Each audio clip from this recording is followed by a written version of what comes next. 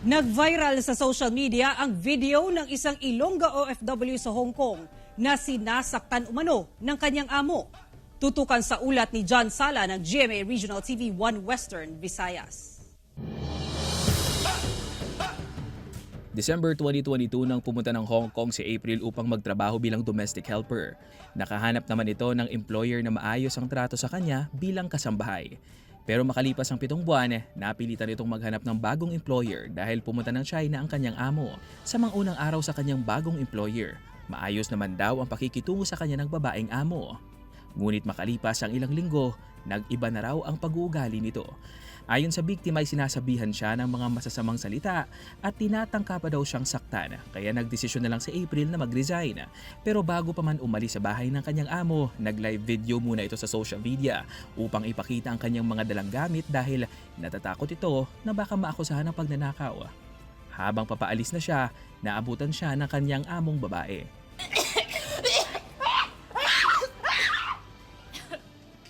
Isip ko na lang is mag-live na lang ko kung sino makalantaw sang live ko kapin pa mga taga diri sa Hong Kong.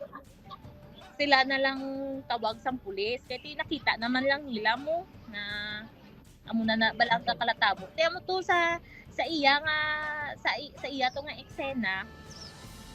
Ginadakop ko. Tapos sige gapalagyo ko siya gapay magdos ko siya. Ang matakpan niya sa ako na mo dang gari part sang liog ko. Pinaaresto ni April ang kanyang amo ngunit agad naman itong nakalaya matapos makapagpiyansa. Natunto naman ng GMA Regional TV 1 Western Visayas ang ina ng OFW sa Oton, Iloilo at ayon sa ina nito na si Regina, ilang beses nang nagsabi sa kanyang anak na hindi maayos ang pagtrato ng amo nito sa kanyang anak. Kaya isa siya sa nagkumbinsi sa kanyang anak na umalis na lang sa amo nito. Kaya labis siyang nasaktan nang makita ang live video ng kanyang anak. Ay, siyempre, gahiribi man kami diri eh. Imagine na lang nga, ito siya upod. Siyempre, kung malapit lang daw, dalaganon mo siya kagi awaton eh. Para nga hindi lang matandog niya ang bata ko. Kay way ko man nagipalakat sa abroad nga para sakiton lang na nila ya.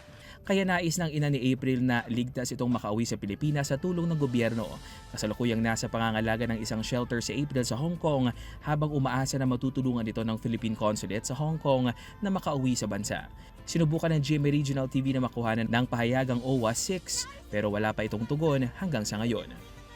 Mula sa GMA Regional TV 1 Western Visayas, John Sala, nagbabalita para sa GMA Integrated News.